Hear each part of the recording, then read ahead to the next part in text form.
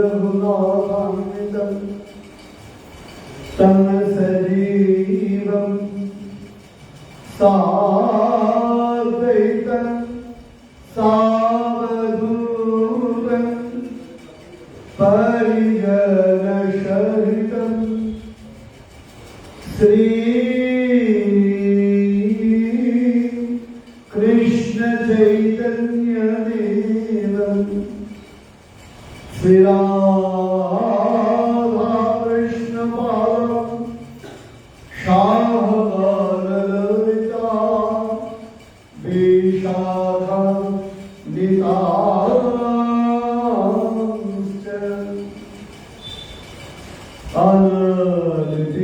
अनललितचरितचिरां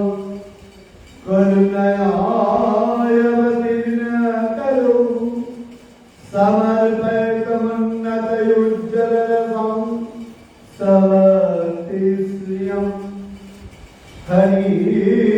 हरिपुरगसुन्दर धूतिकदम्बसन्दीपित सदा हृदयकन्दरे पुरतुशोचिनन्दन नमोऽस्तुकाल शक्ताय जगन्नाथसुताय च शावृताय सपुत्राय सकलत्राय ते नमो नमः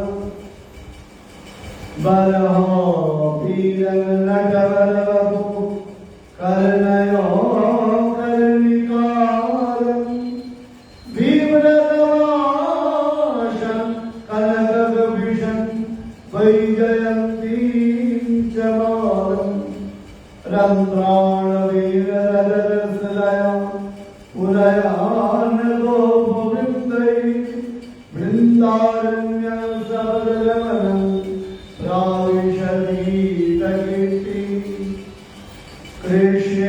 कृष्णेनाव्रज कृपासिन्धो चन्द्रकोटिसमप्रभं रेवती हृदयाधीशं शिवदेव नमस्तुते वंशाकल्पतरुभ्यश्च कृपासिन्धुभ्य एव च पतितानां पावनेभ्यो वैष्णवेभ्यो नमो नमः तुलसीकाननवियत्रो यत्र पार्वतनानि च पुराणपठनयत्रो तत्रो सन्निहितो नारायणं नमस्कृत्य नरं चैव नरोत्तमं देवीं सरस्वतीं व्यासं ततो जयमुदिरये या प्रव्रजन्त मनुपेतमपेतकृत्यं दैपायन विरह कातरु आजुहाव पुत्रेति तन्मयतया तरवो विनेदु वं सर्वभूतहृदयं मुनिमानतोऽस्मि जय सनातन भट्टो रघुनाथ श्रीजीव गोपाल भट्ट दास रघुनाथ এই ছয় গোসাই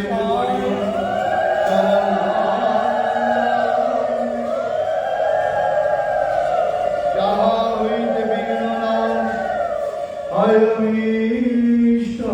পুরাণ ভক্তগোষ্ঠী সহিত আমার প্রাণ গৌর গোবিন্দ জয় জয়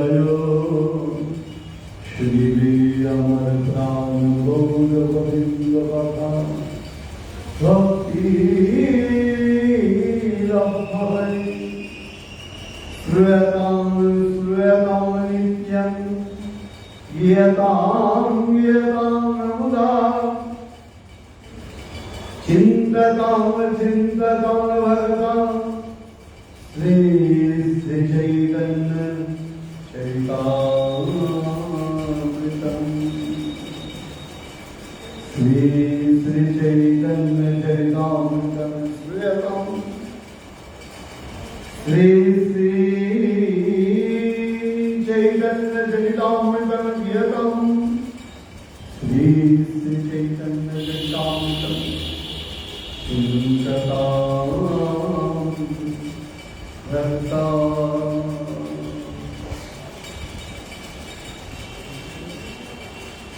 श्री चैतन्य चरितामृतम् मध्वलीला द्वाविंश परिच्छेद यशास्ति भक्ति भगवता किंचन सर्वैर्गुणैस्तत्रो समाशते सुरः हरामक्तस्योपूतमहद्गुणा मौनरथेनाशोऽसि धवतो वह्नि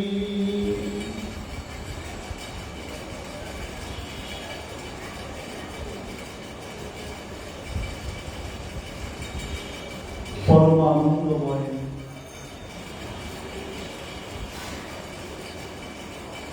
श्री कृष्ण चैतन्य महाप्रभु चंद्रराजभंग सुधामूर्ति तन्मध्ये अन्यतम साधन क्षेत्र श्री श्री बलदेव मंदिर तन्मध्ये आनंद परिवार करे परिवर्तन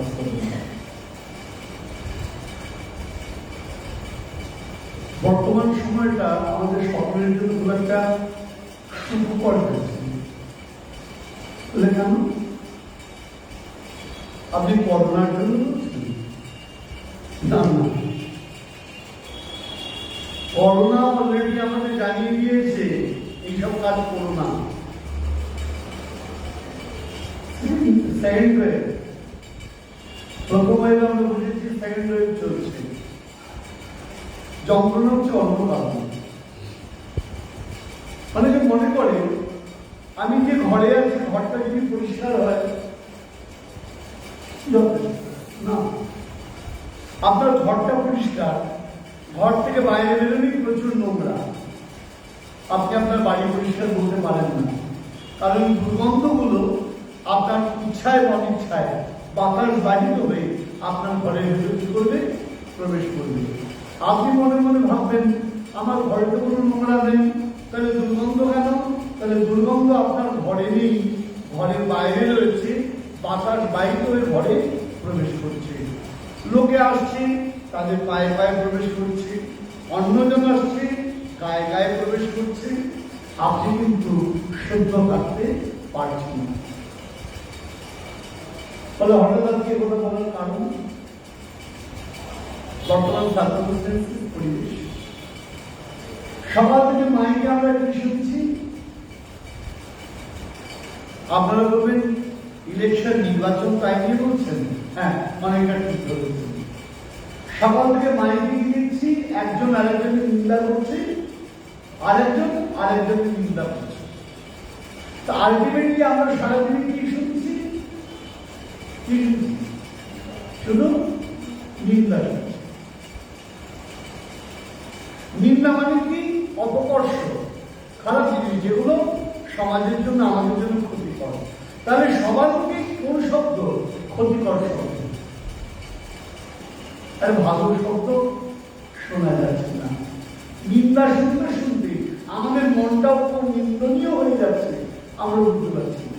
কারণ আপনি অনিচ্ছায় ইচ্ছায় করোনাকে ইচ্ছা করে রেখেছেন, তার সঙ্গে মিশেছেন, তার করোনা ছিল, আপনার ভেতরে প্রবেশ করেছেন।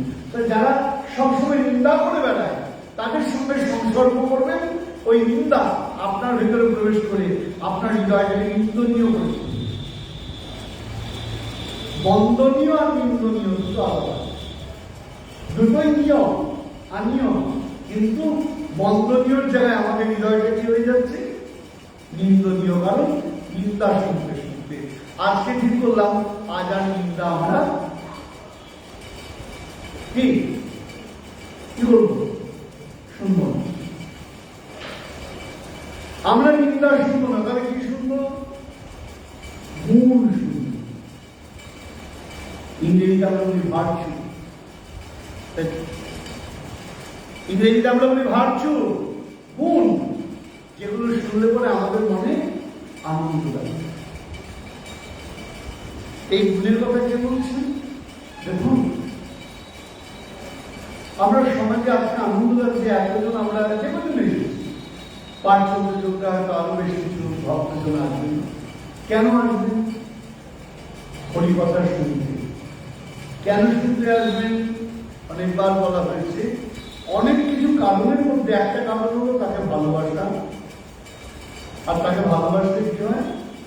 কয়েকদিনের এই জন্মস্থানে হরিকথা বলতে গিয়ে বলছিলাম, পরিবেশ আপনাকে তৈরি করবে।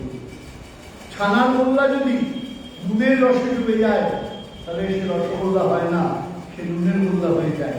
আর কাঁচা ছানার গোল্লা যদি গরম চিনির রসে পড়ে সে রসগোল্লা হয়ে যায়। তাহলে কোথায় পড়লেন তার উপর নির্ভর করবে আপনার মূল্য। তা আজকে আমরা গুণমহিমা শ্রবণ করব। কি গুণমহিমা?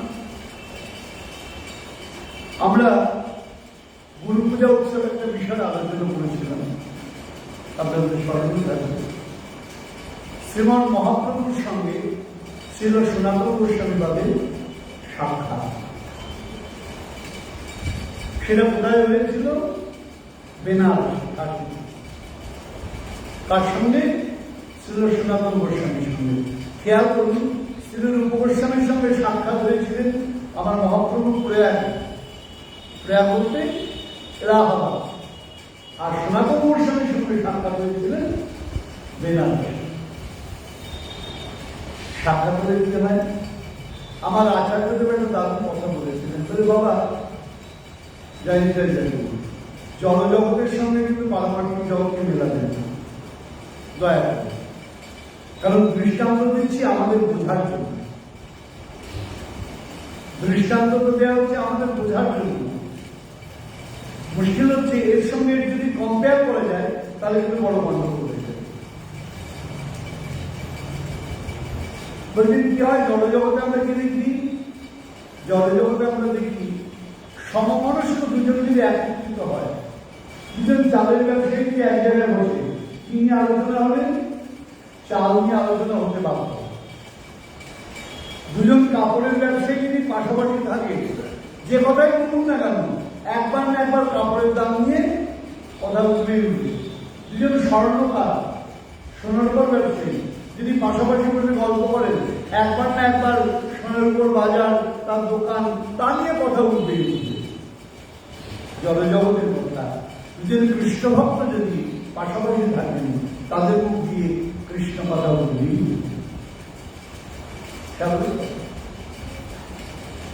আবার আমরা এখানে কি দেখছি? একদিকে সনাতন প্রভু, একদিকে সনাতন পুরুষ। আমরা বলেছি ছিল সনাতন গোস্বামী পাদ সামনে বসে রয়েছেন কে? সনাতন পুরুষ কলিযুগ পাবনাবতার প্রোগ্রাম করেছেন। কি দিচ্ছেন? সনাতন প্রভুকে শিক্ষা দিচ্ছেন। চৈতন্য চরিতামৃতমে জায়গাটা উল্লেখ করা হয়েছে সনাতন শিক্ষা। চৈতন্য মহাপ্রভু তার আগে বলে দিয়েছেন সনাতন প্রভুকে, তুমি পরম জ্ঞানী, তবু তুমি যে আমায় জিজ্ঞাসা করছো, এটা বৈষ্ণবতার বিষয়। এই যে সাধু ব্যক্তি, গুণী ব্যক্তি, বৈষ্ণব ব্যক্তি, কৃষ্ণ ভক্ত ব্যক্তি, বুঝবো কি করে? বুঝবেন কি করে? ইংরেজিতে আমরা বলি সাইন, চিহ্ন। শুদ্ধ বাংলায় বলি লক্ষণ, যেগুলো দেখে বোঝা যায়। জ্বরটা ম্যালেরিয়া না টাইফয়েড, ডাক্তার কি করেন? জ্বরের লক্ষণ দেখে বোঝেন। জ্বরটা কি কাঁপিয়ে আসছে? যদি কাঁপুনি দেয় তাহলে ম্যালেরিয়া, যদি না দেয় অন্যরকম জ্বর, সেটা টাইফয়েড হতে পারে। কাশিটা কিরকম ধরনের হচ্ছে? কাশি তো সকলেরই হয়, কোন ধরনের কাশি তার উপর ডাক্তার ঔষধ দেয়। তাই এটাকে লক্ষণ বলা হয়। তা আজকে কি হয়েছে, সনাতন গোস্বামী বাদকে মহাপ্রভু কি বলছেন, সাধুর লক্ষণ বলছেন, বৈষ্ণবের লক্ষণ বলছেন। কি বলছেন, সর্বমহাগুণগণ বৈষ্ণব শরীরে কৃষ্ণ ভক্তে কৃষ্ণের গুণ সকল সঞ্চারে। লক্ষ্য করে দেখুন,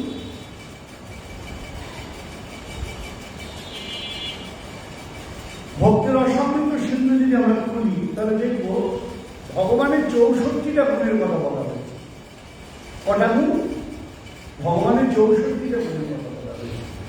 এই 64টা গুণের মধ্যে এটা ব্যাপার আছে, 64টা গুণের মধ্যে ভগবানের রয়েছে সিন্ধু রূপে, জীবের মধ্যে কিছু গুণ রয়েছে বিন্দু রূপে, সবার মধ্যে একটা সম্পূর্ণ থাকে না।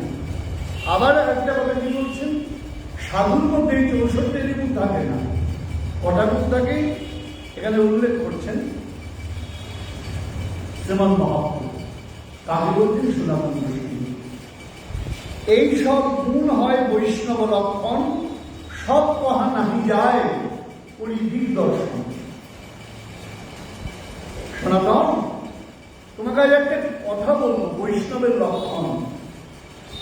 বৈষ্ণব বলতে কি বোঝায়? এই বলতে গেলে বহু সময় আমি তো বললাম বৈষ্ণব সেবা করি। কে বৈষ্ণব? এই যদি বলা যায় তাহলে তো গণ্ডগোলের ব্যাপার। বৈষ্ণব কথার অর্থ যদি এইভাবে বলা যায়, বিষ্ণু জানাতি যশ বৈষ্ণব। যে বিষ্ণু তত্ত্ব জানেন সেই হল বৈষ্ণব। তাহলে জগতে আর বৈষ্ণব খুঁজে পাওয়া যাবে না, কারণ উপনিষদ বলছেন নায়কত্মা প্রবচনে ন লব্ধ ন মেধয়া ন বহুনা শ্রুতি ন। প্রচুর পড়াশোনা করলেও তাকে জানা যাবে না, প্রচুর শুনলেও জানা যাবে না, প্রচুর বুদ্ধি থাকলেও জানা যাবে না। কিভাবে জানা যাবে? তিনি যদি কৃপা করে কাউকে নিজেকে প্রকাশিত করেন, তিনি যদি জানান, তবেই সে জানতে পারবেন। তাহলে বৈষ্ণব আমরা কাকে বলবো?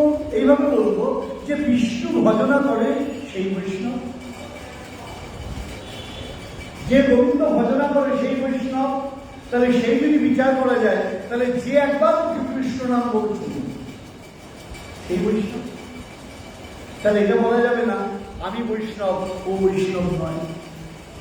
আবার অনেকে বলবেন না না না, ইনি তো বৈষ্ণব ভজনা করেন না, ইনি শৈব, ইনি শিবের উপাসনা করেন। আরে না না, ওর বাড়িতে কালী পুজো হয়, উনি কালীর ভক্ত, উনি তো গোবিন্দ উপাসনা করেন না। ভুল। আপনি যদি বলেন আমি নবদ্বীপে থাকি, ভারতবর্ষে থাকি না, ব্যাপারটা যেমন হাস্যকর, এটাও।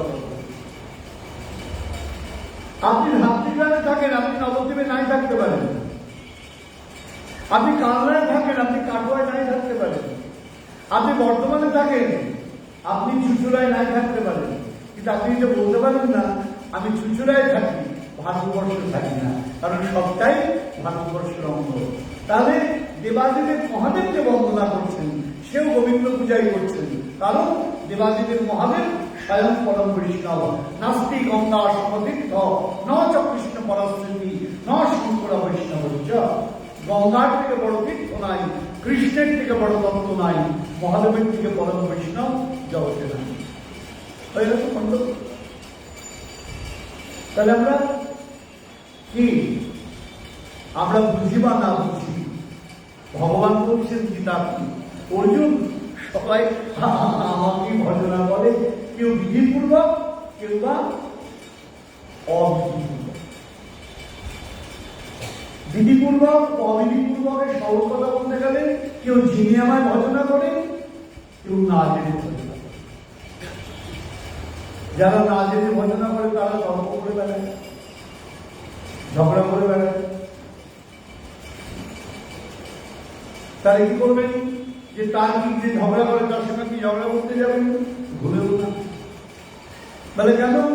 এটা আপনার বোকামি পরিচয়। একটা মজার গল্প। কি গল্প? এক গাধার সঙ্গে শিয়ালের ঝগড়া লেগেছে। গাধা বলছে ঘাসের রং হলুদ, শিয়াল বলছে ঘাসের রং সবুজ। বিচারককে মহারাজা সিংহ পশুদের রাজা তাদের যা বিচার মহারাজের দাদা বেটা বলছে ঘাসের রং হলুদ আর আমি বলছি সবুজ, আপনি বিচার করে বলে দেন।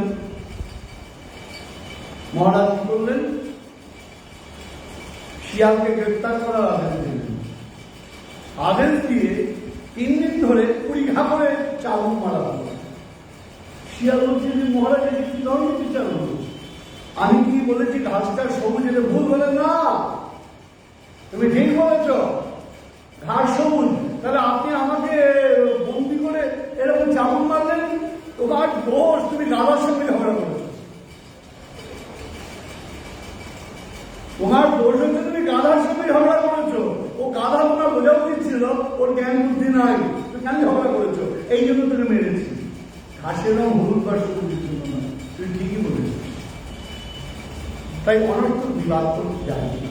যে মূর্খ, যার জ্ঞান বোধহীন, তার সঙ্গে করা যাবে না। তাহলে তাহলে কি করতে হবে? যে গুণের কথা উল্লেখ করছেন, তাহলে কি করে বুঝবেন কার সঙ্গে আলোচনা করবেন? বাধা বলছি আলোচনা, তর্ক নয়। আমাদের যে তর্ক করে দেখবেন, এই যে টেলিভিশনে নির্বাচনের সময় দেখতে পাবেন, ওরে বাপরে বাপ, শিক্ষিত লোক এরকম ঝগড়া করতে পারে। আমার তো মনে হয় এরা লেখাপড়া পেয়ে কিছু নেই। আমার নিন্দা চলে আসছে, জয় নিন্দা। আজকে কি বলেছি? নিন্দা শুনবো না। এই এটা আমার দোষ না, পরিবেশের দোষ। আগে বলেছি ঘরের বাইরে যদি নোংরা থাকে, ইচ্ছা না থাকলে আপনাকে বন্ধ দিতে হবে। কিছু করার নেই, ঘরের বাইরে নোংরা থাকলে কি হবে? বাতাস বাইরে করে আসছে, আমাদেরও তাই ঠেকিয়ে রাখতে হবে, স্প্রে করে দিচ্ছি। তা বলছেন এইসব গুণয় বৈষ্ণব লক্ষণ সব কহা নাহি যায় পরিধিক দর্শন। মহাপ্রভু বলছেন সনাতন শোন, বৈষ্ণবের অনেক গুণ, সব বলা সম্ভব দিক দর্শন করছেন। তা মহাপ্রভু কটা গুণের কথা বলেছেন? 26টা গুণের কথা বলেছেন। একটা দুটো না, 26টা গুণ। আমরা পরে এখানে অ্যানালাইসিস করছি এক এক করে। মহাপ্রভু কি কি বলছেন? কৃপালু অকৃতদ্রোহ সত্য সার সম নির্দোষ পদান্ন মৃদু সূচি অকিঞ্চন সর্বপারক শান্ত কৃষ্ণৈক শরণ অকাম অনিহস্থির বিজিত সরগুণ নিহিত ভূপ অপ্রমত্ত মানদ অমানি গম্ভীর পূর্ণ মৈত্র কবি দক্ষ মুনি। কটা গুণ বলা হলো? বলেছেন আপনার মনে নিন, আমি বলেছি। তো মনে রেখেছি 26টা গুণের কথা বলা হচ্ছে। এই গুণগুলো নাগাল থেকে আমি পরে আসছি, আগে গুণের কথা। কৃপালু অকৃতগ্রহ সত্য সার সম। প্রথম কথায় 4টে গুণের কথা বলছি। কৃপালু, দেখুন এই কৃপালু শব্দটা হলো অদ্ভুত। আমরা স্কুলে প্রশান চন্দ্র কি বলি? কৃপালু। কৃপা কাকে বলি? কৃপালু শব্দটা কখন বলা যায়? খেয়াল রাখবেন, দয়া আর কৃপার মধ্যে তফাৎ আছে।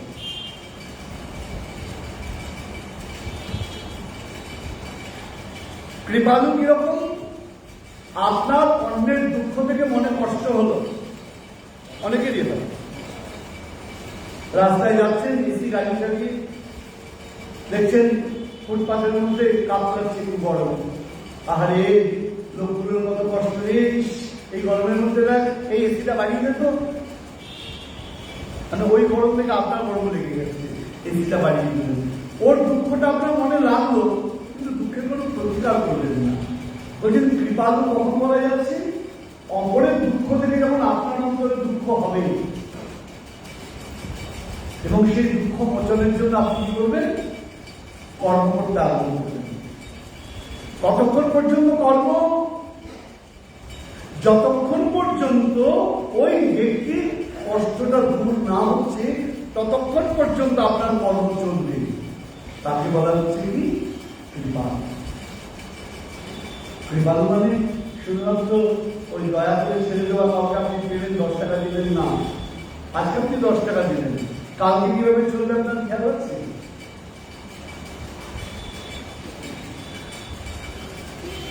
কালকে তার কিভাবে চলবে আপনার স্মরণে আছে? আপনি তো তা জানেন না, আপনি মনে করেন উৎপাদ গেল। তাহলে কি দাঁড়াচ্ছে? কৃপালু সেই যার অন্তরে অপরের কষ্ট থেকে কষ্ট হয় এবং কষ্টটা দূর করবার জন্য সে কর্ম করতে আরম্ভ করে।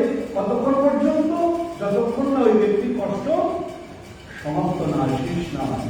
এই জন্য সাধু জগতের কল্যাণের জন্য কর্ম করে যান।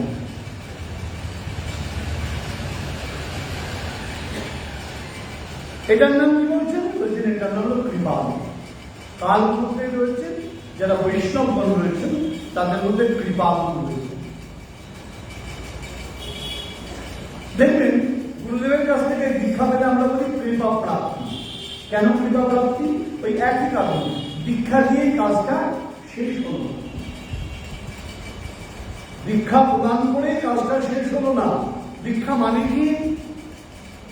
দীক্ষা দিয়ে বেড়ালে পাবে না, দীক্ষা মানে জানতে হবে। বলছেন বিয়তে বিমলম জ্ঞানম হিয়তে কর্মবাসনা। কত চমৎকার করে বলছেন যে বিমল জ্ঞান, নির্মল জ্ঞান হৃদয়তে এলে পরে আমার কর্মবাসনাটা ক্ষীণ হয়ে যাবে, আমার খারাপ জিনিসগুলো নষ্ট হয়ে যাবে।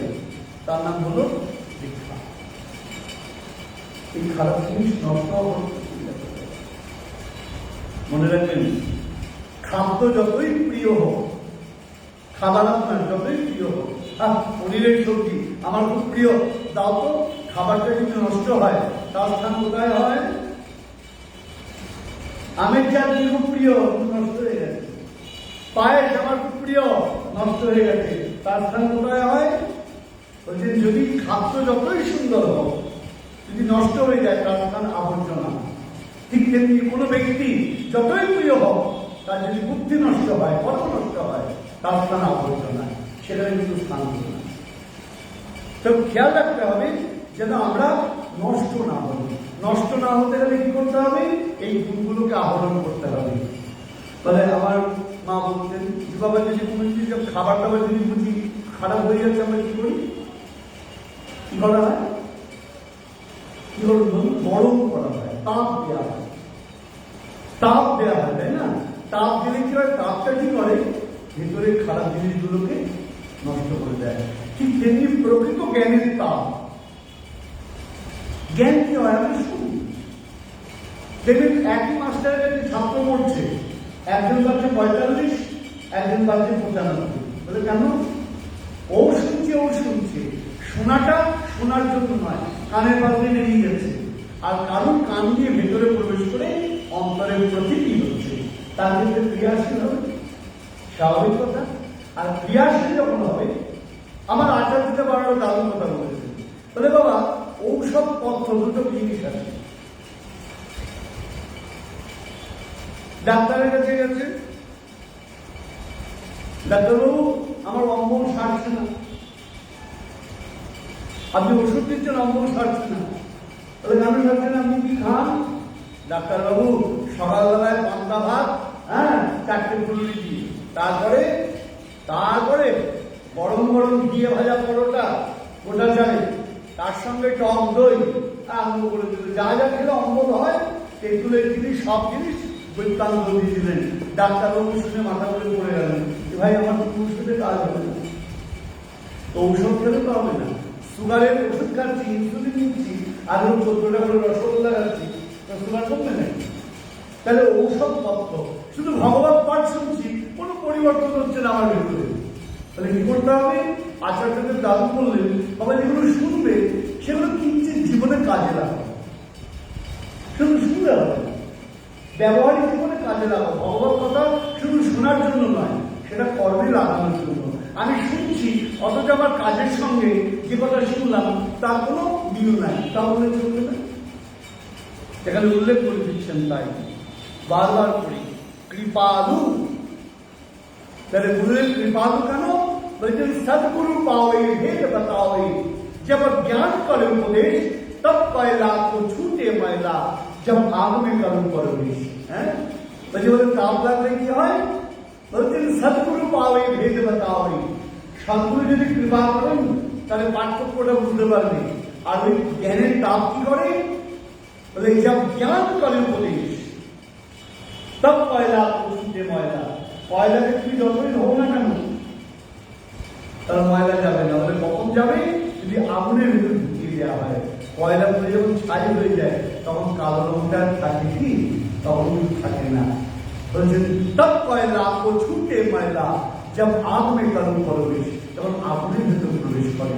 ঠিক তেমনি কৃপালু কৃপা দামের কাছে যখন শিষ্য প্রবেশ করে, গুরুর কৃপাতা জ্ঞানতা তার ভেতরের ব্যাকটেরিয়াগুলোকে বিনষ্ট করে দেয়।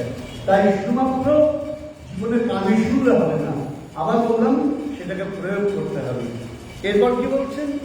26টা গুণ, একটা নিয়ে বলে দেওয়া হবে, অনেকগুলো গুণ আছে। আর আজকে আমরা দোষ শুনবো না। অকৃত গ্রহ, দাদুর কথা বলে বাবা এবার কি বলে? গ্রহ মানে হলো অনিষ্ট করা। গ্রহ মানে দেখবেন বিগ্রহ, গ্রহ শব্দের অর্থ কি? অনিষ্ট করা। তাহলে এটা কিরকম বলছেন? অকৃত গ্রহ, যিনি কোনদিন কারুর অনিষ্ট করেন না। বৈষ্ণবের একটা বিশেষ, তার দ্বারা কখনো কারুর অনিষ্ট হতে পারে না। আমার বাবা বলতেন একটা কথা, এখন মনে পড়ছে, যে প্রিয়জন অনিষ্ট আশঙ্কা করে, আকাঙ্ক্ষা করে। তুমি বাইরে বেরিয়েছো, মা তোমার বুঝলে সাবধানে আছিস তো? অনিষ্ট আকাঙ্ক্ষা করে না। আমার ছেলে বেরিয়েছে, বাসের তলায় চাপা করে পড়ুক, কোনোদিন চান না। ভয়, আশঙ্কা, বাসের তলায় চাপা পড়ে গেল না তো, পাটা ভেঙে গেল না তো, ভালো আছে তো? আশঙ্কা আর আকাঙ্ক্ষা দুটো আলাদা। প্রিয়জন কি করে? অনিষ্ট আশঙ্কা করে, অনিষ্ট আকাঙ্ক্ষা করে। আশঙ্কা বলতে যেন ভালোবাসবেন, তার মঙ্গলটা আপনি চাইবেন, তার অন্য থেকে আপনার কষ্ট হবে। তাহলে ভীতিটা কিরকম? আপনার অমঙ্গলে যখন আমায় কষ্ট দেবে তখন আমার ভয়। আপনার অমঙ্গল যদি আমার কষ্ট না দেয়, ভয় নেই। কত লোক রাস্তায় বাসে চাপা পড়ে পড়ে, প্রত্যেকদিন দেখছি। আমরা কতদিন রান্না করতে বসি। কদিন আগে নবদ্বীপে কি হলো? আমি শুনলাম লরির তলায় কতগুলো লোক চাপা পড়ে গেছে। হ্যাঁ, বাবা সব করে লরি চালাচ্ছিলেন। এবার যাদের বাড়িতে চাপা পড়েছে তাদের বাড়িতে কান্না করুন। আমার বন্ধুর ভগিনী গয়না কিনতে গিয়ে গাড়ির তলায় চাপা পড়ে গেল, অনেক কষ্ট হলো, ছুটে গেলাম আমি শ্মশান ঘাটে। কেন? প্রিয়জন তার অনিষ্টতে আমার কষ্ট হয়েছে, এই জন্য। তা এখনো তো মারা যাচ্ছে, ওই কজনের বেলায় কষ্ট হয়। তার মানে প্রিয়জনের নিজের কষ্ট হয়, এই আশঙ্কায় সে আরেকজনকে সাবধান করে। তা বলছেন অকৃত গ্রহ, যিনি কাহারও ক্ষতি করেন না। বৈষ্ণবের একটা অন্যতম গুণ, তিনি কখনো কারোর অমঙ্গল করতে পারেন না। যে কারোর অমঙ্গল করবে সে কখনো সাধু হতে পারে না, তিনি বৈষ্ণব হতে পারেন না, তার ভেতরে বৈষ্ণব থাকতে পারেন না। যিনি বলেন আমি তোমার ক্ষতি করব, বলছেন এটা বলে অকৃত গ্রহ। এরপর কি বলছেন? সত্য সার। এই জায়গাটা কিন্তু দারুণ কথা। সত্য সার বলতে কি বোঝায়? খেয়াল করে দেখুন। সত্য সার, সত্য কোন জিনিস? জগতের কোনটা সত্য? শাস্ত্র বলছি জগতের কোনটাই সত্য নয়, একমাত্র তিনি সত্য, জগৎ মিথ্যা। জগতে আমরা দেখছি মায়া। মায়া কি করে? বলছেন যেটা ভুল সেটা দেখায়, যেটা ঠিক সেটা লুকায়, তার নাম হলো মায়া। যেটা ভুল সেটা দেখায় আর যেটা ঠিক সেটা লুকায়, তার নাম হলো মায়া। ঠিকটা আপনাকে দেখাবে না, ভুলটা আপনার সামনে প্রকাশ করবে। এরকম আপনি সিনেমা হলে গেলেন, ফিল্ম দেখতে গেলেন, আপনি দেখছেন বন্যা হয়ে গেল টিভি পর্দায়, একদম সিনেমার পর্দায়, এমন ঝড় জল উঠলো, পাগলের মতো কান্না করছে আত্ম, আপনার চোখটা জলে ভিজে দেওয়া হারে, ওটা মিথ্যা, ওটা আপনাকে দেখাচ্ছে। আর সত্যটা আপনি দেখতে পাচ্ছেন না। কোনটা? আগেকার দিনে হতো সিনেমা দেখতে দেখতে লোডশেডিং, এখন তো সিনেমা হলে যায় না। লোডশেডিং হলে লোকে চেয়ার ধুম করে বাজা লাগতো। মানে কেন? মিথ্যাটা চলে গেল, সত্যটাও হারিয়ে গেছে। সত্যটা হলো পিছন থেকে আলো ফেলা হয় টিভির ওই সিনেমার পর্দায়, ওই আলোটা হলো সত্য, আর আপনি যেটা দেখছেন সেটা হলো মিথ্যা। আলোটা যদি বন্ধ হয়ে যায় পর্দায় আর আপনি কিছু দেখতে পারবেন না। কিন্তু সত্যের দিকে কোনো তাকিয়েছেন? পিছন থেকে যে আলোটা ফেলা হয় আমরা পিছনের দিকে তাকাই কখনো?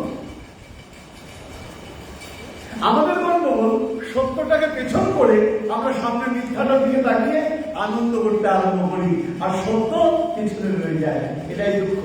সত্য কোনটা? ওই যে পর্দাটা সত্য, আর আলোটা সত্য, আর বাকি যা দেখবেন সব কি মিথ্যা। বন্যাটাও মিথ্যা, বৃষ্টিটাও মিথ্যা, মৃত্যুটাও মিথ্যা, জন্মটাও মিথ্যা। তাহলে তার জন্য আনন্দ মিথ্যা, শোক করাও মিথ্যা, তাই না? অনেকে সিনেমা দেখতে টিভি দেখতে চোখে জল বলছেন, আরে কি হলো রে, আর কি হলো, পরিচালক যা করবে তাই হলো। তোমার ভাবনাতে কিছু হয়নি, আমার ভাবনাতে কিছু হয়নি, শুটিং অনেক আগে হয়ে গেছে। ঠিক তেমনি আমাদের কর্মফল বহু আগে শুটিং হয়ে গিয়েছে, যা হবে এমন সব মিথ্যা। তাই বলছেন সত্য সার, তিনি ওই পরমঙ্গলময় সত্যকে হৃদয়কে উপলব্ধি করেছেন, তিনি সত্য সার, যিনি সত্য ছাড়া কোনদিন মিথ্যা বলেন না।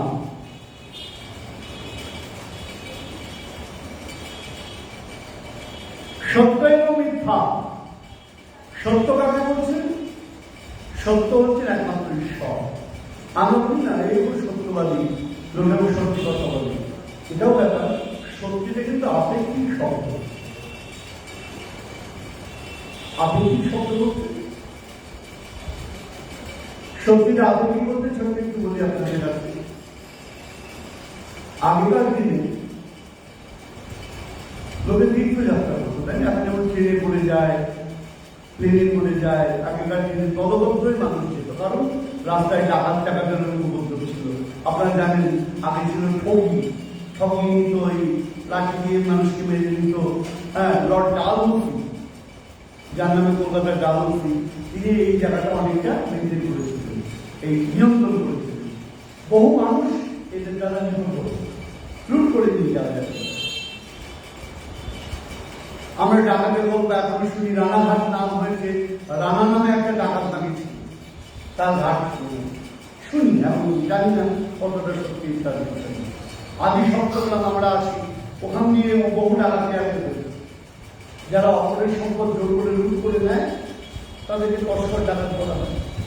তা আগেকার দিনে তীর্থযাত্রীরা দলবদ্ধভাবে যেত, দলবদ্ধভাবে গেলে কি হয়, তোকে হামলা করতে সাহস কম করতো। আর একটা দলের মধ্যে শক্তিমান আছে, দুর্বল আছে, লাঠিও থাকে কারণ। এবার কি হয়েছে, জঙ্গলের ভিতর দিয়ে তীর্থযাত্রীরা যাচ্ছে, ডাকাত দল তাদের আক্রমণ করেছে। মজার ব্যাপার, ডাকাত দল তাদের আক্রমণ করেছে। আমরা ধার্মিক, ধর্মের মূল অর্থটাই বুঝি না। ধর্ম মানে শুধুমাত্র ধর্মের আচরণ নয়, ধর্মকে অভ্যাস করা, এক্সপোজ করা নয়, ভিতরে ইম্পোজ করা।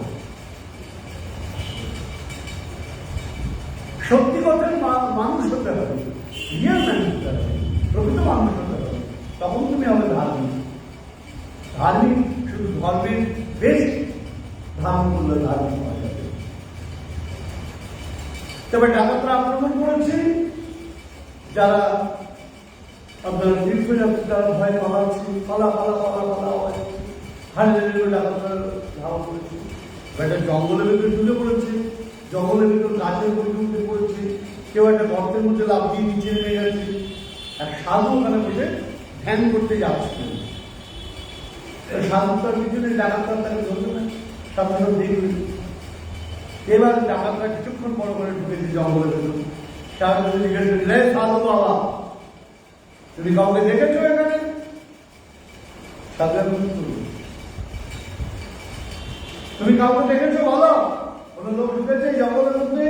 সাধারণ কি বলবে? হ্যাঁ, ওই গাছের উপরে একজন আছে, ওই গর্তের পিছনে লাফ দিয়েছে, ওই যে পাথরটা ওর পিছনে একজন আছে, আছে। যেই বলবে দেখাতে কি বলবেন, সামনে সামনে গিয়ে তাদের ওখান থেকে তুলে হত্যা করে তাদের সব নিয়ে চলে যাবে।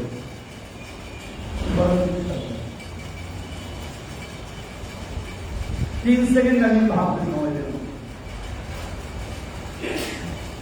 সাধু বন্ধ করে ফেলেছিল, সত্যি বলে ফেলেছিল।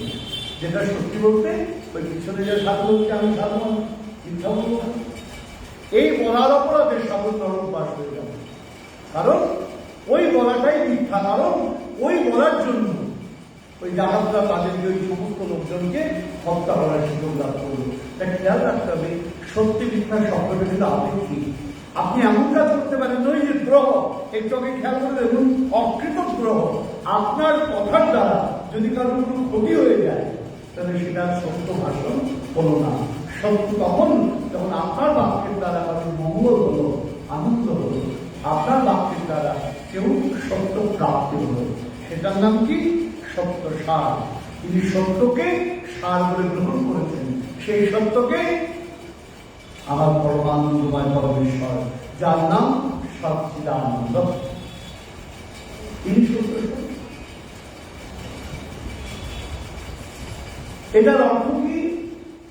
যে কোনো জিনিস প্রেক্ষাপট অনুযায়ী চলে। যে সুগারের পেশেন্ট, তার কাছে মিষ্টি বিষ, যার লো প্রেশার, যার সুগার লস হয়ে যাচ্ছে, তাকে আবার ডাক্তার মুখে চিনি দিয়ে খেয়েছে বলে। কেন? চিনি খেলে সুগার লেভেলটা ঠিক আছে। তাহলে একজনের ক্ষেত্রে বিষ, একজনের ক্ষেত্রে খাদ্য, পরিপ্রেক্ষিত অনুযায়ী হয়। তাই আপনার কর্মটাকে সেইভাবে খেয়াল করতে হবে যেন গ্রহ না করে। আর এ সত্য সার, যে সত্য পরমানন্দময়কে ধারণ করে চলেছেন, তিনি সত্য সার। এরপর হলো, তারপর কি বলছেন? কৃপালু অকৃত গ্রহ সত্য সার সম। সম বলতে যে সকলকে সমান দেয়।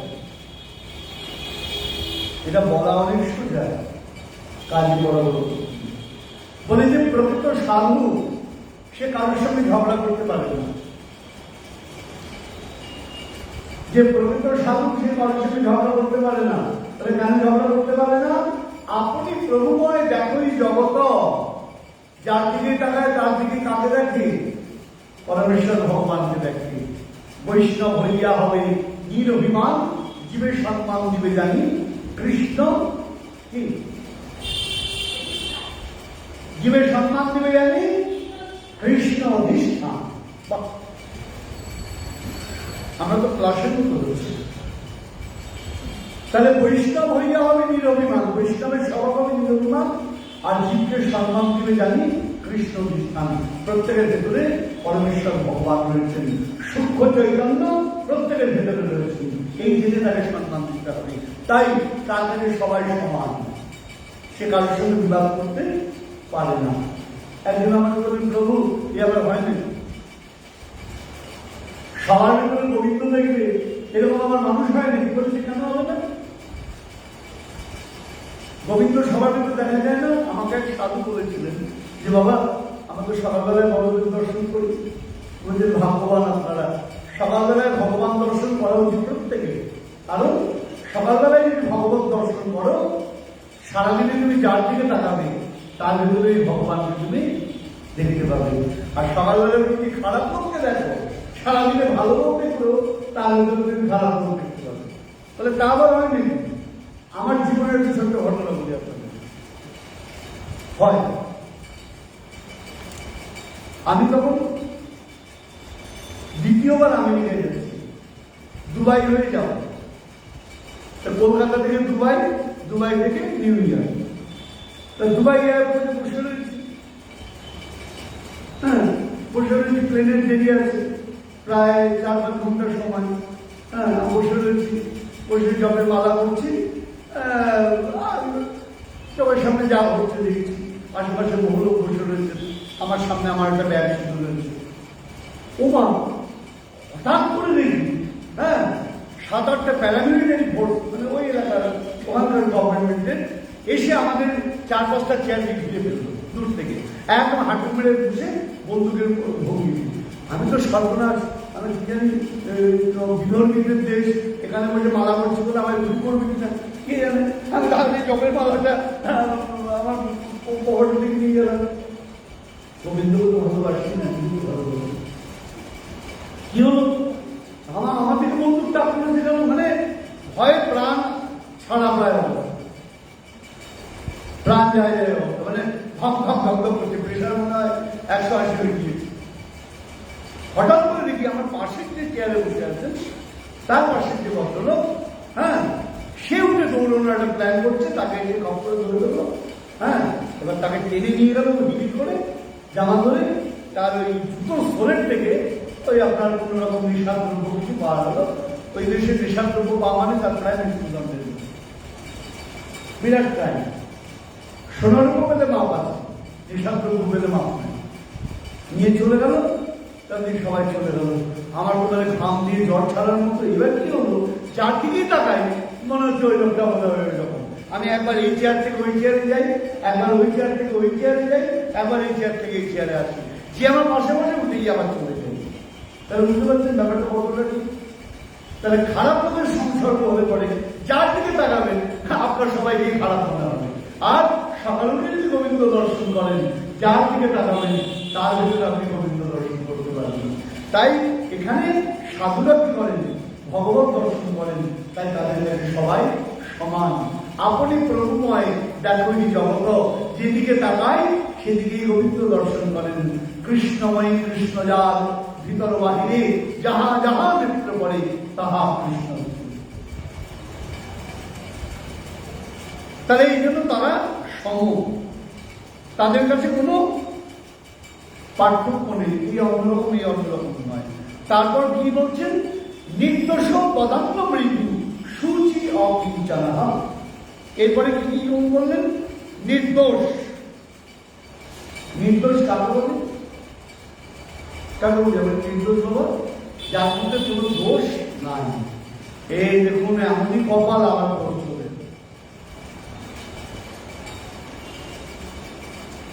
শিক্ষা বলতে কি বুঝি, শাস্ত্র বলছেন হেয় এবং উপাদ বিচার শিক্ষা। যেটা গ্রহণ করতে হবে তা জানার নাম শিক্ষা, কোনটা ত্যাগ করতে হবে তা জানার নাম শিক্ষা। কোনটাকে ফেলে দেবে সেটাও জানতে হবে, কোনটাকে গ্রহণ করবে সেটাও তোমায় জানতে হবে। যদি গন্ডগোল হয়, যেটা গ্রহণ করার দরকার সেটাকে ফেলে দিচ্ছ, আর যেটা ফেলে দেওয়ার দরকার সেটাকে গ্রহণ করছো, তাহলে গন্ডগোল হয়ে যাবে। মহাজন পদ দিয়েছেন না, কণ্ঠকের তরু সদাই সেই মন অমৃত ফলেরই আসে প্রেম কল্প তরু গৌরাঙ্গ আমার তাহারে ভাবিলি বিষে। তাহলে ভালোটাও চিন্তা হবে, খারাপটাও চিন্তা হবে। এখানে বলছে নির্দোষ, যার মধ্যে কোনো দোষ থাকবে না। তবে দোষটা কি, এখানে শুধু ভক্তমণ্ডলী আমার ভক্তির অসমৃত সিন্ধু গ্রন্থে গোস্বামীপাদ 18টা দোষের কথা বলে। কি কি দোষ, মোহস্তন্দ্রা ভ্রম রুক্ষ ব্যাসতা কাম উল্লন লোলতা মতমাৎসর্য হিংসা খেদ পরিশ্রম অসত্য ক্রোধ আকাঙ্ক্ষা আশঙ্কা বিশ্ববিভ্রম বিষমত্যাং পরমেক্ষা দোষ অষ্টাদশ। তাহলে কি হলো, 18টা দোষ আমরা পেলাম। 18টা দোষ কি কি খেয়াল করে দেখুন। এখানে 18টা দোষ উল্লেখ করছেন। মোহ তন্দ্রা ভ্রম রুক্ষ ব্যাসত কাম উল্লন। আমি এক এক করে বলছি। প্রথম হলো মোহ। মোহটা হল দোষ। মোহ মানে মিথ্যাকে আশ্রয় করা। মোহ মানে যেটা মিথ্যা, তার প্রতি যখন আপনার আকর্ষণ থাকবে তার নাম হল মোহ। ভগবান যখন কারোর ক্ষতি করে, কারোর জীবনে যখন দুর্ভাগ্য আসবে কি হবে, সবার আগে তার বুদ্ধিটা নষ্ট হয়ে যাবে। এক সাধু বলেছিলেন যে বাবা, কারোর জীবনে যদি খারাপ দিন আসে প্রথমে কি হয়, তার বুদ্ধিটা ভগবান কি করে দেয়, নষ্ট করে দেয়। দুর্যোধনের খারাপ দিন এলো, বুদ্ধিটাকে নষ্ট করে দিল। খেয়াল করে দেখুন, এই জন্য আমরা বলি ছেলেবেলাতে বলি না, বুদ্ধি শুদ্ধি নাই, অসভ্যতা করে বুদ্ধি শুদ্ধি নাই, ছেলেমেয়ে সব কি বললাম, বুদ্ধি শুদ্ধি নাই। লক্ষ্য করুন, বলি কথাটা ধরতে পারি না। বুদ্ধি আমাদের সকলের আছে, বুদ্ধি নেই এমন মানুষ নেই। তাহলে বুদ্ধিটা কার নেই? যার বুদ্ধিটা অশুদ্ধ। দুধটা খাদ্য ঠিক, দুধের মধ্যে সাপে মুখ দিল, দুধটা কি হয়ে গেল? বিষাক্ত হয়ে গেল। ওই দুধ আর কেউ খেতে পারবে? ঠিক তেমনি আপনার বুদ্ধিটাও দুধ, তার ভিতরে খারাপ জিনিস আপনি মিশিয়ে দিলেন, আপনার বুদ্ধিটা কি হয়ে গেল? নষ্ট হয়ে গেল। এই জন্য বলি বুদ্ধি শুদ্ধি নাই। বুদ্ধি হলে হবে না, বুদ্ধিটা শুদ্ধ হতে হবে। তাই এখানে বলছি মোহ, এই মোহটা হলো এমন জিনিস যা বুদ্ধির মধ্যে ঢুকে বুদ্ধিটা কি হয়ে যায়? নষ্ট হয়ে যায়। খারাপ জিনিস কাজকে করে। মোহ কাকে বলে? আবার বললাম, মোহ মানে মিথ্যাকে আশ্রয় করা। ব্যাখ্যা করার সময় নেই, কারণ অনেক দূর যেতে হবে। তাহলে মিথ্যাকে আশ্রয় করার নাম হলো মোহ। তন্দ্রা, তন্দ্রা মানে কি? আদর্শ। হিন্দিতে একটা কথা আছে, কাল সেই তো আজ সেই, আজ সেই তো আভি। কাল যদি মনে করো কোনো ভালো কাজ করবে, আজকে করো। আজ যদি মনে করো এখন করো, আদর্শ করো না। আমাদের কি হয়, কালে আমার মা বলে, হ্যাঁ কালের বাগে কালকে বাগে খায়, খেয়াল নেই। মানে কালের গরু বাগে খায়, মানে যে গরু কাল করবা সে তোমার কাল কাল কাল হয়, কাল থেকে আরম্ভ করবো। রাস্তায় হাঁটবো, অনেক আদর্শ, কাল থেকে আরম্ভ করবো। আবার কাল হয় আজকে আগামী কাল আরম্ভ করবো। এই করতে করতে কাল হয়ে যাচ্ছে। তাহলে এটার নাম কি? যে আদর্শ। ভ্রম, ভ্রম মানে যেটা ঠিক আপনি সেটাকে ভুল মনে করছেন, যেটা ভুল সেটাকে আপনি কি মনে করছেন ঠিক, তার নাম হল ভ্রম। বলছেন মানুষের মধ্যে দোষ আছে, ভ্রম, প্রমাদ, বিপ্রলিপসা, কামনা, পটক। সাধুরের মধ্যে এই দোষগুলো দেখা যায়। ব্যাখ্যায় যাচ্ছি না। বলছেন রুক্ষরস, রুক্ষরস মানে বলছেন ভগবতীয় প্রেম সম্বন্ধযুক্ত রাগ, যেখানে আকর্ষণ হলে আপনার ক্ষতি, আপনার সেই বিষয়ে আকর্ষণ। যেখানে আকর্ষণ হলে ক্ষতি, সেই বিষয়ে আকর্ষণ। যেখানে আকর্ষণ হলে লাভ, সেই দিকে আপনার আকর্ষণ নেই। এটার নাম হচ্ছে কি? বলছেন এটার নাম বলছেন রুক্ষরস। উল্লম্ব কাম, উল্লম্ব কাম বলতে সোজা কথায় দৈহিক লালসা। কদিন আগে দিল্লিতে গলায় ফাঁসি দিয়ে দেওয়া হলো 4টে লোকদের, মনে পড়ে? নির্ভয়া কাণ্ডে ধরা পড়েছিল, 2জন মারা গিয়েছে, একজন বাচ্চার ছেলে বলে খারাপ হয়ে গেছে, আর 3জন না 4জনের কি হয়ে গেল? ফাঁসি। উল্লম্ব কাম, দুঃখদায়ক লৌকিক কাম, নিজের শারীরিক প্রবৃত্তি মেটানোর জন্য যে অন্যকে দুঃখ দেয়, তার নাম কি বলা হচ্ছে? তার নাম হচ্ছে উল্লম্ব কাম। তারপর কি বলা হচ্ছে? লোলতা, লোলতা মানে চাঞ্চল্য। এগুলো সব দোষ কিন্তু আমাদের 18টা দোষ রূপ গোস্বামী বলেছেন। চাঞ্চল্য, চাঞ্চল্য কি হয়? দৈহিক চাঞ্চল্য হয়, মানসিক চাঞ্চল্য হয়। মনকে শান্ত করতে হবে, খুব কঠিন কাজ। কখন মনকে শান্ত? প্রাকৃতিক বাইরের পরিবেশ যাই হোক না কেন, যখন আপনি নিজেকে স্থির রাখতে পারবেন, আপনি বুঝতে পারবেন আপনার চিত্ত শান্ত। আর যার চিত্ত শান্ত নয়, সে কোনোদিন শান্তি পেতে পারে না। আমরা বলি না, আমার মজার গল্প মনে পড়ছে। আমার এক শিষ্যের নাম শান্তি রাম। এবার বাড়িতে আসি কিনা আমার খবর দিচ্ছে শান্তিরাম, আমাদের শান্তিরাম বলে একটি কীর্তনীয় আছে, তো শান্তিরাম, তা ওর বাড়িতে গিয়েছি আমরা।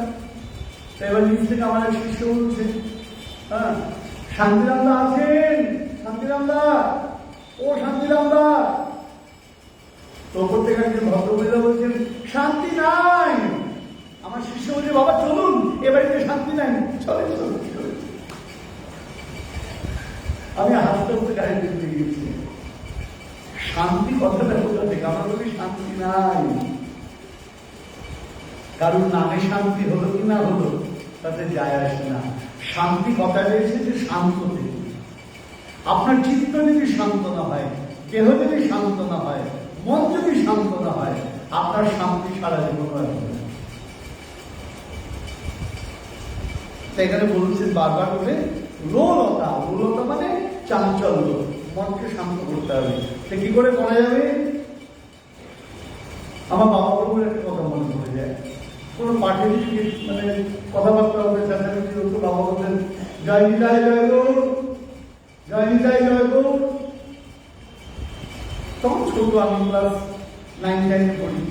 তো বাবা বলতো, বাবা একটু কথা বললেই তুমি জয় নিতাই জয় গৌর বলো কেন? মানে দেখ, ভগবত কথার সময় হরি কথার জন্য অন্য কথা বলা উচিত না। আর তুমি জয় নিতাই জয় গৌর বললাম বলে চাপা দিয়ে দিলাম। তাহলে কি চাপা? এই যে কাগজটা আমি করে রেখেছি হাতে গ্রন্থে, হাওয়া দিচ্ছে ফ্যান, যদি কাগজটা পড়ে যায়, তাহলে এই জন্য কি পাওয়া যায়? Paper wait. দেখবেন ভারী একটা জিনিস কাগজের উপর চাপা দিন, তা যেটা উঠছে তার থেকে যেটা চাপা দিবেন যদি ভারী না হয়, সেটা অটোমেটিক উড়ে যাবে। আপনি যদি কাগজটাকে যদি তুলো দিয়ে চাপা দেন, হবে কি? হবে না। তাহলে ভারী জিনিস দিয়ে হালকা জিনিসকে চাপা দিতে হবে। ওই সংসারে সবল হালকা, কৃষ্ণ নামের থেকে ভারী আর কিছু নাই। তা বাবা বলেন জয় নিতাই জয় গৌর বলে ওই কথার উপর ওই কথা চাপা দিলাম, যাতে অন্য কথা আর উঠতে না পারে। কথাটা এখনো মনে আছে, তা কিন্তু সামনে আছি, কথাটা স্মরণ হওয়া স্বাভাবিক। তাই এখানে উল্লেখ করলেন কি, আমরাও দেখলাম নির্দোষ, আমরা নির্দোষের দিকে যাচ্ছি। তাহলে কি হলো? মোহ, তন্দ্রা, ভ্রম, তারপর রুক্ষরস, উল্লম্বকান, লোলতা, চাঞ্চল্য, মদ হলো অহংকার। আর ব্যাখ্যায় যাবো না, এই ব্যাখ্যা করতে ঘোষের ব্যাখ্যা করতে করতে গণ্ডগোল করেছে। মদ হলো অহংকার, আর মাৎসর্য হলো অপরের ভালো দেখে হিংসা, জল। পৃথিবীতে বাবা দুটো রোগের কোনো ওষুধ নাই, এক লোভ আর এক মাৎসর্য। এর কোনো ওষুধ নাই। ক্যান্সারের ওষুধ আছে, মাৎসর্যের কোনো ওষুধ নেই। অপরের সাফল্য দেখে তোমার যদি কষ্ট হয়, তোমার লাভ তো হবে না, হবে না। মনে রাখবেন, কৌরবরা শুধুমাত্র মাৎসর্য দোষের জন্য সর্বনাশ হয়ে যাবে, শুধু মাৎসর্য দোষ। ভাবুন তো একবার, যদি ভীম, অর্জুন, গঙ্গাপুত্র, ভীষ্ম, কর্ণ, দুর্যোধন একসঙ্গে যুদ্ধ করতো, পৃথিবীর ক্ষমতা ছিল তোর সামনে দাঁড়িয়ে যুদ্ধ করে? ভাগ্যের এমন পরিহাস, দুজনের বিরুদ্ধে যুদ্ধ আরম্ভ করলেন। পাণ্ডবদের ক্ষতি হয়নি, পাণ্ডবদেরও ক্ষতি হয়েছে, কৌরবদেরও ক্ষতি হয়েছে। এক মাৎসর্যের জন্য বিরাট ক্ষতি হয়ে গেল। তাই এখানে বলছেন মাৎসর্য, হিংসা বলার প্রয়োজন নেই। হিংসা কখন হয়? অপরের ক্ষতি কামনা, তার নাম হলো হিংসা। খেদ, খেদ বলতে বুঝেন তো, দুঃখ করা। লোককে দেখলে কি আর দিদি আমলাটা ভালো না, মায়াটা সারাক্ষণ দেখবেন এটা দুঃখ বিলাস। তাহলে নেগেটিভ লোক হওয়া একটা গুরুত্বপূর্ণ কথা। যে লোক সারাক্ষণ নেগেটিভ কথা বলবে তার সঙ্গ করবেন না দয়া করে। নেগেটিভ এনার্জি আপনার ভিতরে ঢুকে যাবে, আপনার জীবনে যা সবই না না, এই আর দেশে কি হবে, ও পেট্রোলের দাম বেড়ে গেল, এই জিনিসের দাম বাড়ছে, এই কেউ চাকরি করতে, সারাক্ষণ শুধু না না, ভালো কিছু এরা দেখবেন আপনি। তাই সারাক্ষণ যারা লোকের নিন্দা করে বেড়ায়, দয়া করে তাদের সঙ্গ করবেন না। করলে কি হবে? ওই আমার গুরুদেব বলেন, আচার্যদের, ভিজা তোয়ালের সঙ্গে শুকনো তোয়ালে রাখতে পারে, ভিজা তোয়ালের কোনো ক্ষতি হয় না। ভিজা তোয়ালের যত জল সব কোথায় চলে যায়? শুকনো তোয়ালে চলে যায়। ভিজা তোয়ালের থেকে শুকনো তোয়ালের ক্ষতি বেশি, কারণ ও ভিজে যায়। তাই যতক্ষণ অন্যের দোষ করবেন, ওই দোষগুলো সব আপনার ভিতরে আসবে। খেদ, পরিশ্রম, অসত্য, অসত্য বললাম, ক্রোধ বললাম, আকাঙ্ক্ষা, আশঙ্কা, বিশ্ব বিভ্রম। বিশ্ব বিভ্রম বলতে এখানে খেয়াল রাখবেন, প্রজাপতি ব্রহ্মা তার ব্যাপার আছে, জানি বিশ্বের শাসক। এই যদি তার দোষ না থাকতো, তিনি গোবিন্দকে চিনতে দেরি করতেন? গোবিন্দের কাছে অপরাধ করলেন কেন? এই যে বিশ্ব বিভ্রম, এটা কার দোষ? প্রজাপতি ব্রহ্মার দোষ। বাক্যের দোষ সবার আছে, দোষ থাকাটা দোষের নয়, দোষটাকে লালন করাটা দোষ। আপনি জানলেন এটা আপনার ত্রুটি, এটা দোষ নয়। ত্রুটিটা আপনি কালেকশন করছেন না, সংশোধন করছেন না, এটাই হলো আপনার বড়। কোনো মানুষ নির্দোষ হতে পারে না। আমি যে আপনি যে আপনি, কোনো মানুষ কারো দেখুন না কোনো দোষ থাকবে। আবার বলছি, দোষ থাকাটা দোষের নয়, কিন্তু আপনার দোষটা জেনেও যদি আপনি সংশোধন না করেন, তার নাম হলো দোষ, সেটা ত্রুটি। এখানে বলছেন কি, তা প্রজাপতি ব্রহ্মা তারও রয়েছে বিশ্ববিভ্রম এবং বৈষম্য আর পরাপেক্ষা। পরাপেক্ষা মানে অন্যের অপেক্ষা থাকে। অন্যে কবে আমায় করবে, তবে আমার হবে তা নয়, আমার নিজের যোগ্যতায় আমায় এগিয়ে যেতে হবে। তা বলছেন এই যে আমাদের বলা হলো 18টা, বলছেন 18টা হলো মহাদোষ। কাদের মধ্যে রয়েছে? মানুষের মধ্যে রয়েছে। কে বলছেন? রূপ গোস্বামী পাল। তাই উল্লেখ করলেন দোষ অষ্টাদশটা, এই দোষ হলো 18টা। যার ভিতরে এই দোষ নাই তিনি কে? তার নাম হলো নির্দোষ। বদান্য, এরপরে হলো বদান্য। বদান্য মানে যিনি দান করেন। বৈষ্ণবের একটা বড় গুরু দান করা। দান করাটা কিরকম? শুধু ভক্তমণ্ডলী, আমাদের বর্তমানে বাবা পরীক্ষাটা কতদিন চলে গেল, খেয়াল করলাম না, একটা লাইন কমপ্লিট করতে পারলাম না। জানি না জানি, তা আমরা একটুখানি এটা বলেই শেষ করে দিচ্ছি। কারণ এখানে 26টা রয়েছে। আমাদের বলা হলো মাত্র কতগুলো? হ্যাঁ, আমাদের 1, 2, 3, 4, 5, 6, 7, 8, 9, আমরা 9টা বলে ছেড়ে দেবো। 26টা বলা সম্ভব নয়। তাহলে আর গুণের কথা নয়, সবাই গুণ করতে বাড়ি চলে যাবে, বাবা অনেক গুণ হয়েছে, আর দরকার নেই। পদার্থ, পদার্থ মানে হলো দান, যে দান করে। দানটা কিন্তু সবাই পারে না। যেদিন কেউ হচ্ছে কর্মবীর, কাজ করতে পারে, কেউ দানবীর, আমরা বলি না বীর, মানে যা দান করার শক্তি আছে।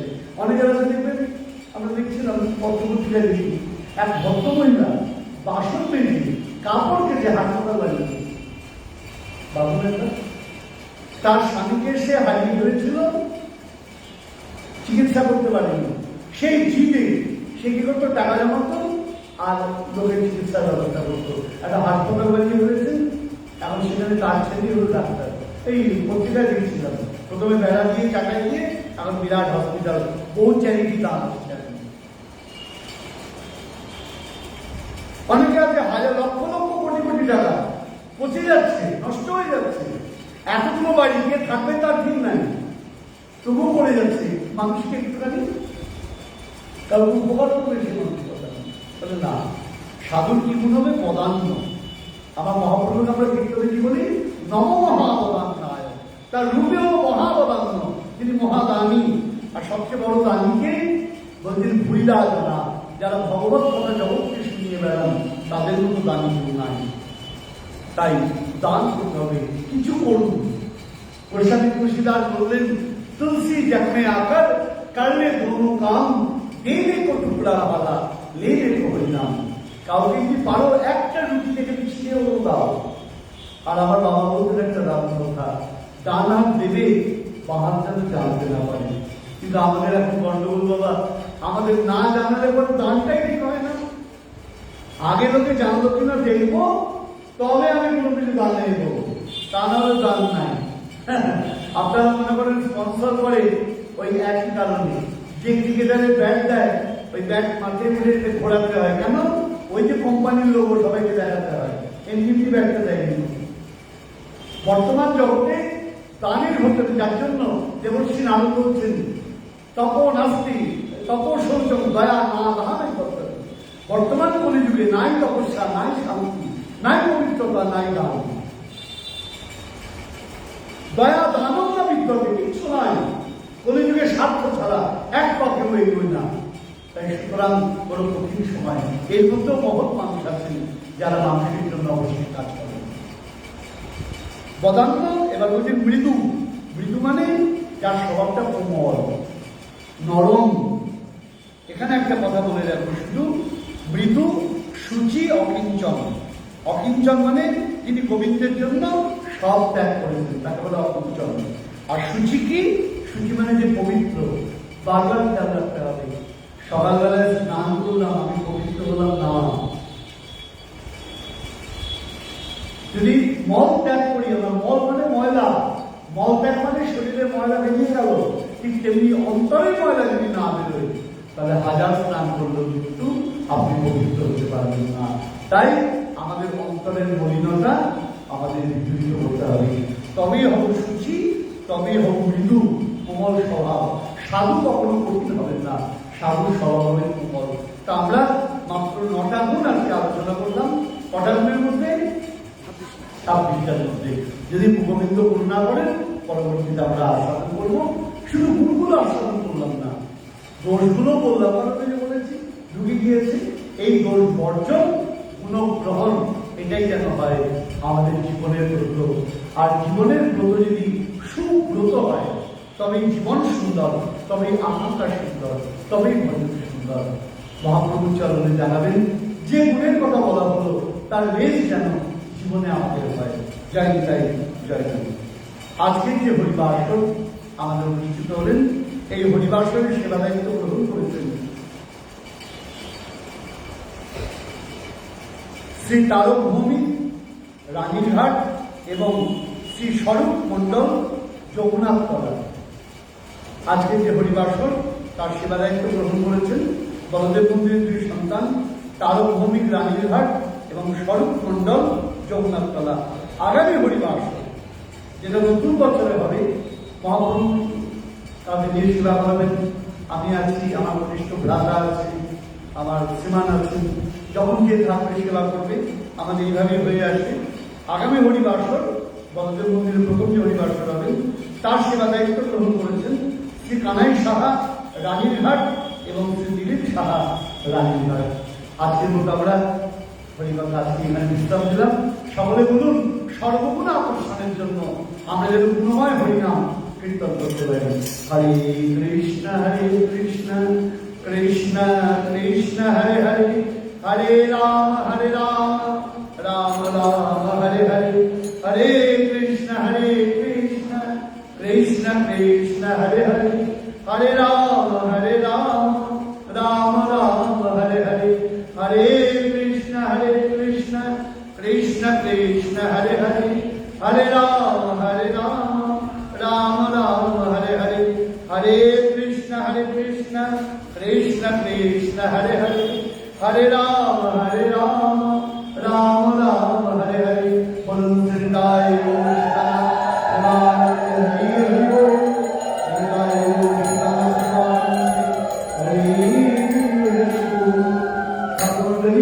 প্রত্যেকের জন্য একাদশী হরিবাসরের অনুকল্প প্রসাদ আছে। আপনারা ভিতরে আমাদের কাউন্টার থেকে প্রসাদ নিয়ে তারপর যাবেন। জয় নিতাই, জয় গুরু। এরপর শ্রীপাঠের সমাপন কীর্তন, তারপর প্রসাদ গ্রহণ, আপনার গমন, আবার আপনি দর্শন। জয় নিতাই, জয় গুরু।